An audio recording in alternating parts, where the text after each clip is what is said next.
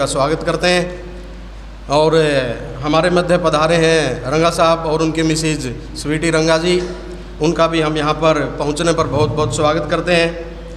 और अब मैं आमंत्रित करना चाहता हूँ बाबूराम जी को, जो कि एमिनेंट पत्रकार हैं, हमारे इलाके के प्रधान भी हैं पत्रकार एसोसिएशन के। वे आए और समय की नज़ाकत को देखते हुए 2 मिनट के लिए इस अवसर पर अपने विचार साझा करें। बाबूराम जी।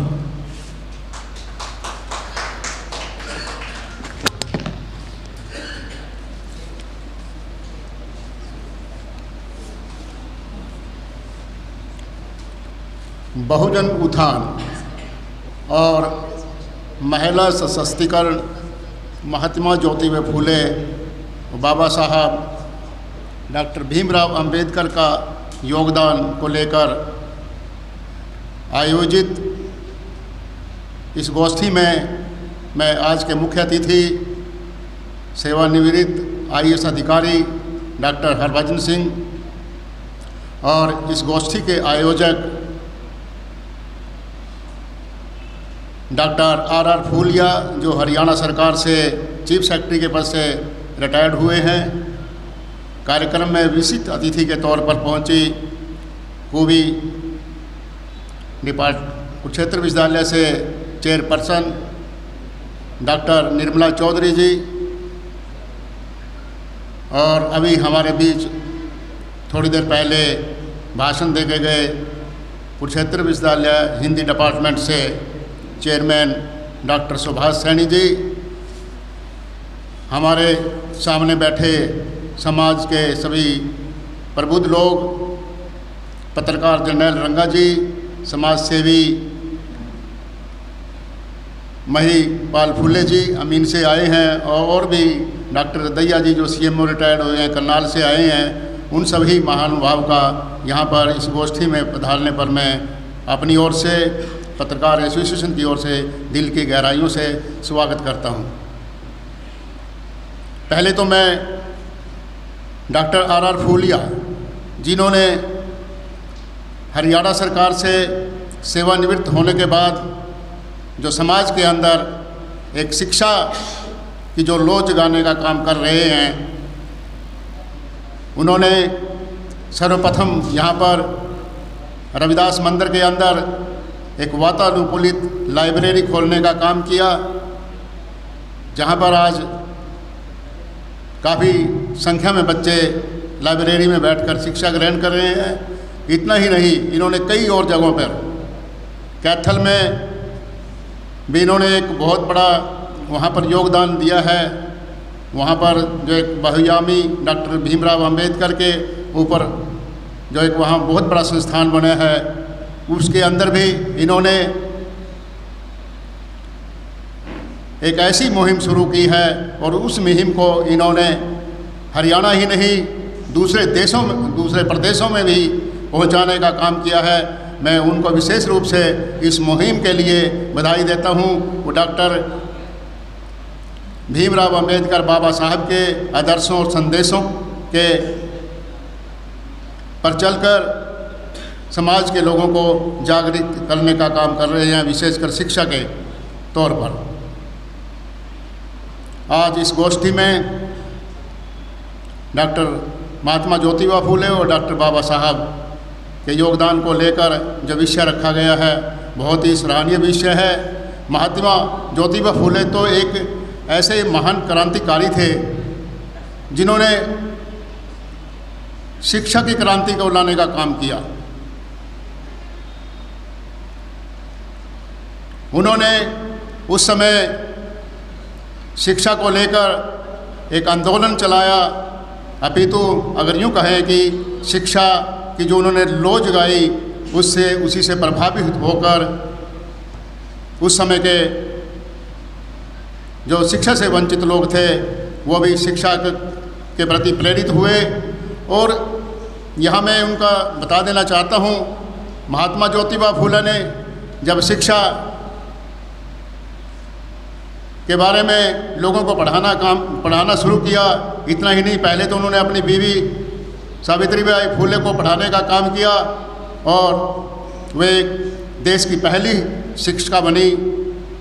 और उन्होंने इकट्ठे ही जब ये शुरुआत की तो कुछ समाज के लोगों ने उनके माँ बाप को, ज्योतिबा फुले के माता पिता को भ्रमित कर दिया कि तुम्हारे जो बेटा है और जो पुत्र वधू है ये समाज को खराब करने का काम कर रहे हैं, जिससे महात्मा ज्योतिबा फुले के पिता ने बेटे को कहा कि आप ये काम छोड़ दें, लेकिन बेटा नहीं माना।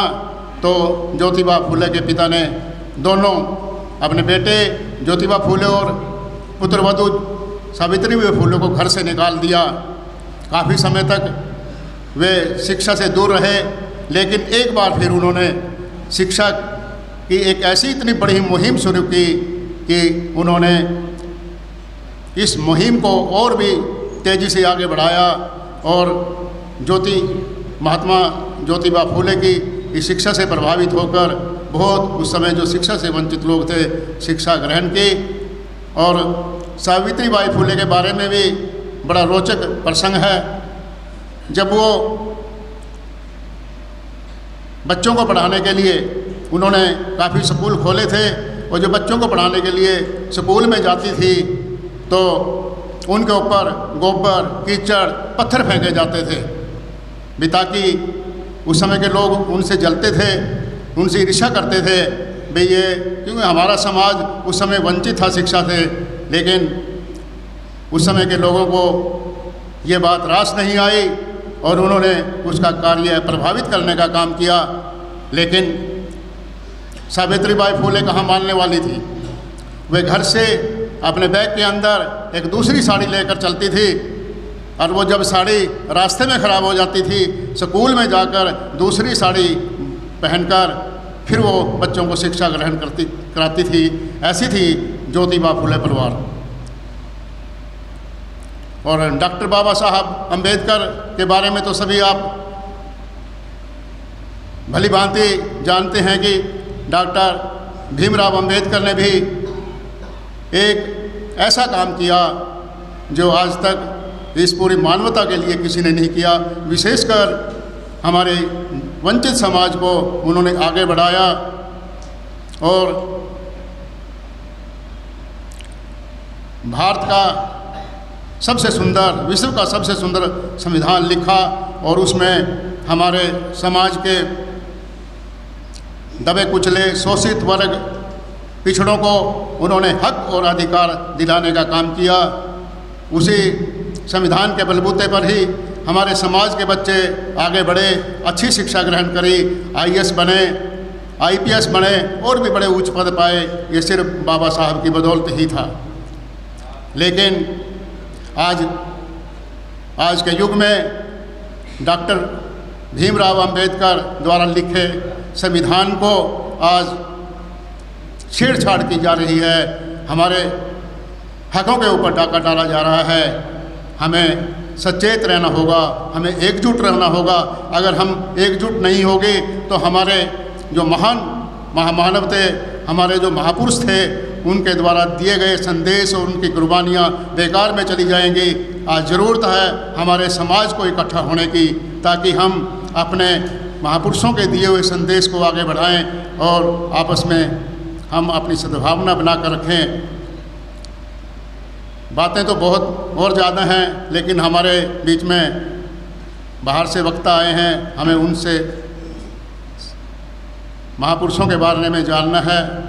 मैं तो सिर्फ इतना ही कहूँगा कि आज हमें ज़रूरत है डॉक्टर बाबा साहब महात्मा ज्योतिबा फुले के संदेशों पर चलने की। अपने बच्चों को अच्छी शिक्षा दें, उनको पढ़ाएं। शिक्षा एक ऐसा हथियार है जिसके बलबूते पर हम कोई भी मुकाम हासिल कर सकते हैं। मेरी सभी से आपसे सबसे यही अपील है। जय भीम, जय भारत।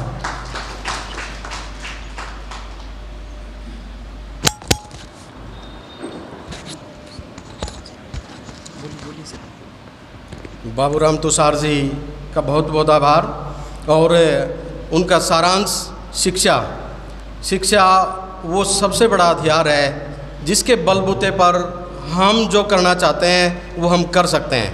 और उन्हीं की बदौलत आज हम शिक्षा की बदौलत ही आज हम अपने महापुरुषों को याद कर रहे हैं, उनके द्वारा दी गई शिक्षा के कारण ही। आपका बहुत बहुत आभार। अब मैं